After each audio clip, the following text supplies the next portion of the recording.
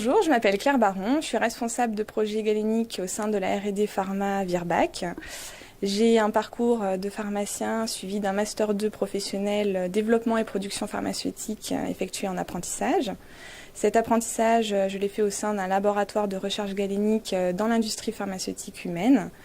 Suite à cet apprentissage, j'ai directement intégré un laboratoire sous-traitant pharmaceutique vétérinaire en tant que responsable formulation pendant 1 an et demi. Puis j'ai intégré le laboratoire Virbac au poste de responsable de projet galénique.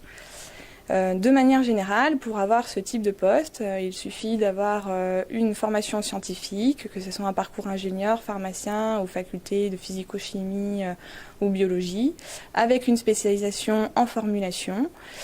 Puis une expérience dans le développement de médicaments dans l'industrie pharmaceutique, vétérinaire ou humaine.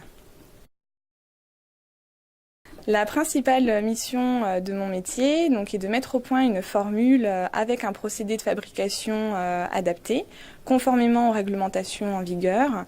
L'objectif final étant de développer un médicament dont on assure l'efficacité, la sécurité et la stabilité.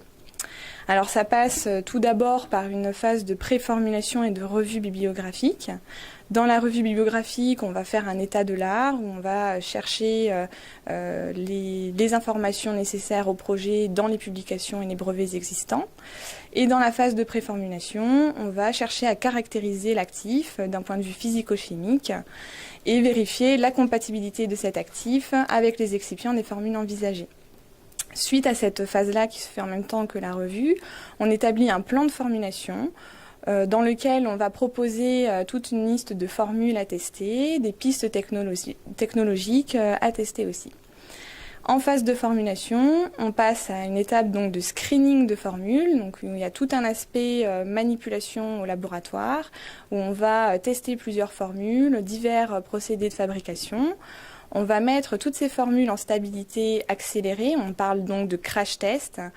Ces crash tests sont là pour justement choisir le meilleur candidat formule qu'on va du coup après optimiser. Cette phase d'optimisation, elle est là pour permettre de transmettre une formule qui est robuste et stable aux départements suivants, qui sont les départements assurant le développement des procédés et la transposition à l'échelle industrielle.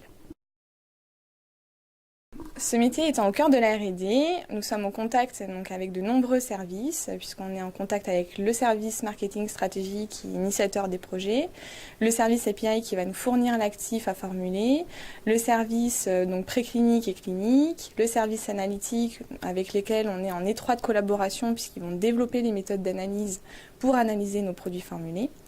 Et enfin, on a l'unité CMC, le réglementaire, la qualité pour le dossier AMM et le département des brevets. Claire, je voulais te voir pour te présenter les résultats de stabilité de tes 5 formulations. Donc, comme tu peux le voir, j'ai récapitulé dans ce tableau le dosage par rapport à la théorie. Donc, il y a un des 5 lots, la formule 4, qui est plus faible que les autres. Et en fait, on remarque aussi que les produits de dégradation sont beaucoup plus élevés dans cette formule. Les qualités requises pour ce type de poste sont tout d'abord d'être force de proposition dans les formules, les procédés de fabrication et pistes technologiques à tester au laboratoire.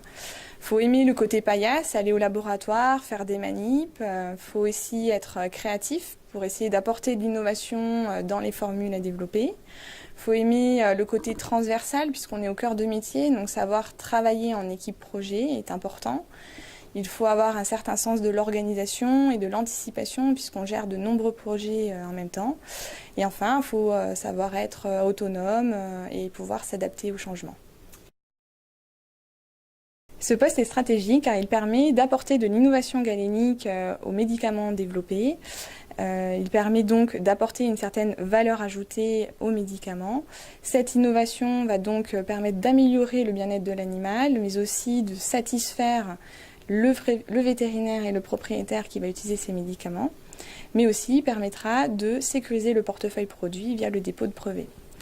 Par ailleurs, ce métier étant très en amont de la chaîne du développement d'un nouveau médicament, toutes les orientations galéniques et technologiques que nous allons proposer vont avoir un impact direct sur le reste du développement jusqu'à l'industrialisation du médicament.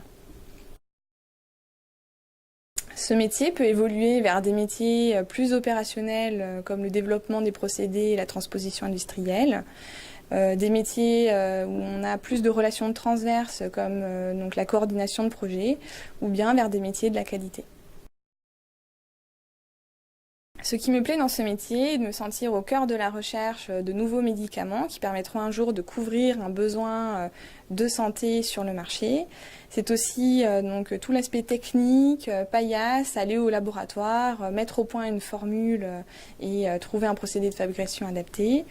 C'est aussi le fait de travailler sur des sujets innovants avec des formes galéniques et donc d'administration nouvelles qui apportent une valeur ajoutée. C'est aussi l'aspect transverse, puisqu'on travaille avec de nombreux cœurs de métier et qui est très enrichissant. Chacun apporte son expertise pour travailler et développer un médicament commun. La spécificité de l'industrie pharmaceutique vétérinaire est sa diversité d'espèces animales à traiter, ce qui implique des métabolismes, des voies d'administration et donc des galéniques possibles très variées.